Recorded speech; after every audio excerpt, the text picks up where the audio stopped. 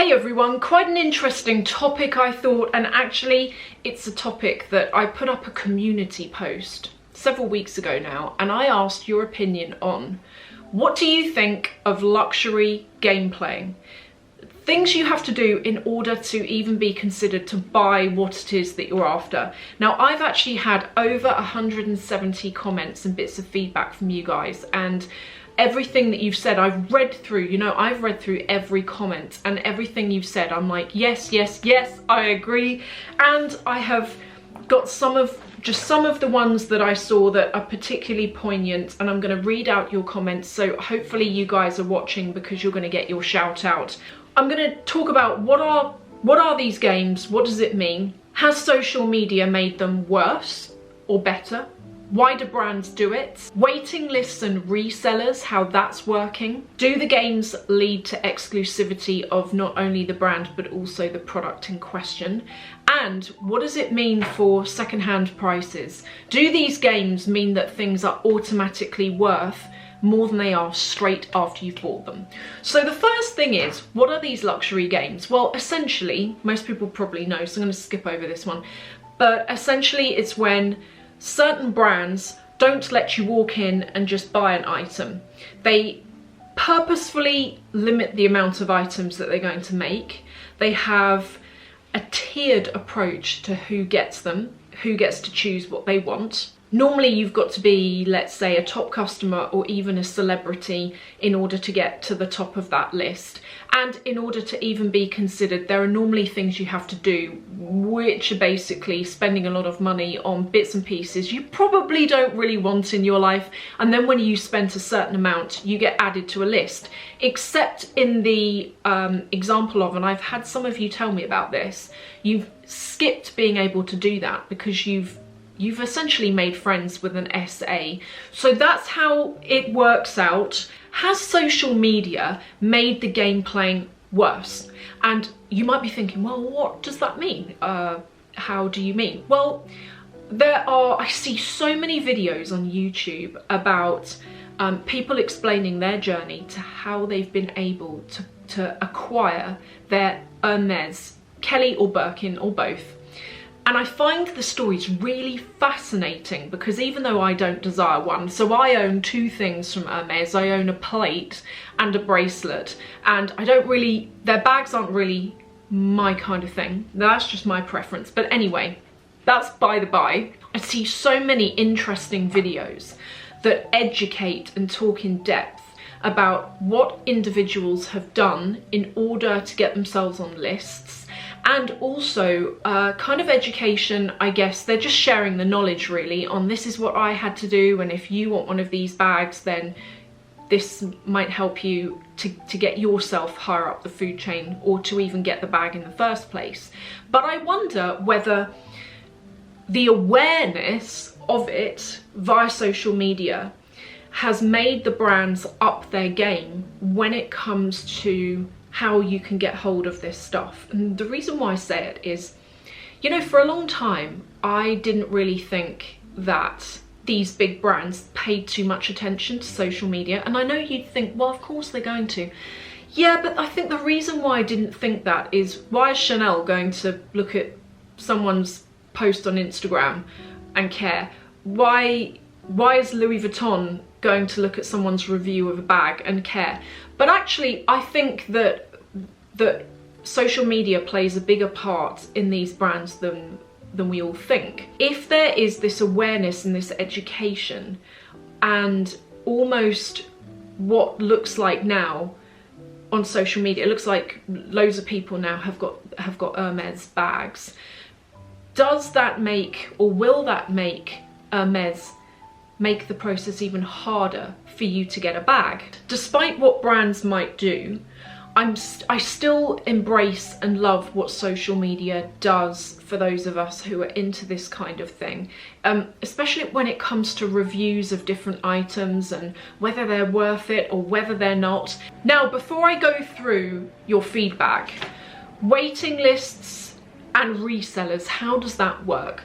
Wait lists tend to be that, yeah, you have them in Dior, Chanel, LV, Prada, all all of the brands really, they've got their top items that are really popular, and in order to get them, you know, very often you'll go on a wait list. And typically, customers that spend big are always at the top of those lists, which makes sense. And then the less you spend, or the later you've come in, the lower down the list that you go. And actually it happened with the mini rectangle. When I asked to go on the list, I was told at the time, don't go on the list. You'll never get through. Don't go on the list.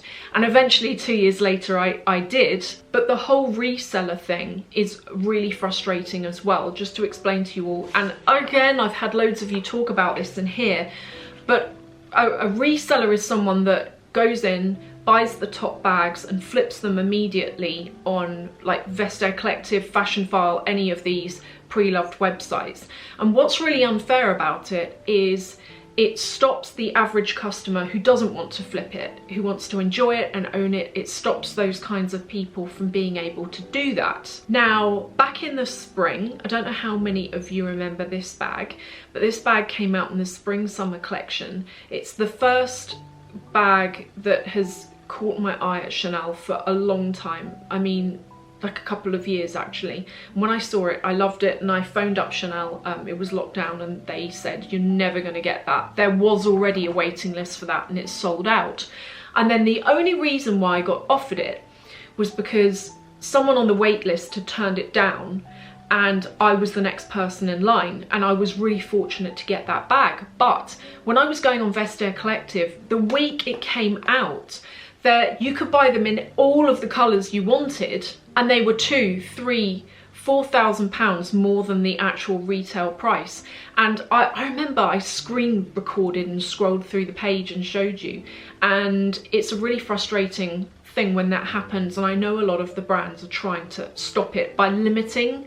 I think a lot of the brands limit the amount of bags you can buy per month or per year. Let's go through your comments. And as I said, I've had over 170 comments, and I wish I could read them all out, but I can't. But the first comment is from Veronica. And your comment was really interesting because you said that actually the games you have to play, instead of making you want the product, it makes you want it less. Those games don't make an item more desirable for me. I'm thinking about a Birkin. I'd like to have one, but I don't like to play the Hermes game. I think that if I pay sort of 7,000 or 8,000 euros for a bag, of which I cannot choose the colour, the size, the leather, etc., because I have to take what's available at that moment, I deserve to receive a special treatment. I could conceive of waiting a few months on the waiting list to get exactly the bag I'm looking for. The exorbitant amount of money that I pay is not a game, so I don't want to play their game. In any case, when I go to a shop, regardless of whether I buy something or not, whether I spend a lot or a little, I would like to be treated with kindness and education, otherwise I won't go back. The Fox on the Road has said this is interesting. As a marketer who has studied consumer behaviour, I can say that this is just psychological manipulation. Basically, they play on some customers' low self-esteem, place the product adequately out of reach, and then make them wait, get on lists, wait some more. KL has said, I think it's all rather foolish. Perhaps the mega wealthy have all the time in the world to entertain themselves with these games, but for folks who do well for themselves and work hard for their luxury and stay busy, I think it's a waste of time. Don't you want a luxury experience, feeling like a valued customer, not to feel like you owe the company for letting you buy their item? A bag is often just a bag, but it's the whole experience and memory of purchasing that can set it apart. Very true. It's like picking up a new car. That day is exciting because you know the experience around it is going to be hopefully good and will stick in your mind. Erin has said, again, another interesting one. This is to do with Jordan sneakers, which some of you may know, they can be quite hard to get. And some of the limited edition ones are resold for way over the price that they were RRP. Erin has said, last summer I got into sneakers, Jordans and other exclusive sneakers that had high retail values. The way you can acquire these shoes is either through resellers like StockX or GOAT, who charge up to 3 times the retail amount, or you can buy them at retail. In order to buy them at retail, you have to log into an app, Sneakers, at exactly 10 AM on drop day, and depending on the exclusivity of the shoe, you will either enter a queue or be entered into a raffle. And you also go on to say it's crazy marketing. It's marketing, it's hyped up products designed to make us all run and rush to go and get them. It's a bit like, you know, whenever there's a new PlayStation released, I remember years ago, David is really into like gaming and stuff, and years back, I don't know which PlayStation was released, but he went to the supermarket where they were going to get them, and he queued from 7 AM, and he said when the doors opened, people were like viciously pushing each other out of the way, and he managed to get one, but he said he paid and got the heck out because he said it was really bad. So yeah, it's marketing, isn't it? It's definitely marketing. And then finally, Bryony has said, I can understand why the brands do it, but it's so frustrating. My only real experience would be Porsche. I've got so much juice about this. Is the one, forget the handbags, this is the one that drives me mad. Basically, Bryony has explained something which, Bryony, you sound as frustrated as me about it. Porsche have got a top line level of cars, and it's their GT range. To get even considered to go on the list, you have to play a crazy game of buying a ridiculous amount of cars per year and then selling them back to the dealership with, you know, a few hundred miles on it. Bryony, you say the same thing. There's all these second-hand cars on the market and they've got 200 miles on them. And as you said, Bryony, typical customers like you, your boyfriend, like myself and David, we don't want to flip it. We want to buy it, own it, drive it. I'm going to go down the supermarket in it. I'm going to do everything in that car. So what do you think of these luxury games? Have you played them? Have you played them and you're like, do you know, this is how it is, and I got what I wanted in the end? Thank you to everyone who left a comment, because it was all food for thought that went into this video, and your thoughts and your feedback were really good. Thank you for watching, and I'm very keen to see what you all think under this one.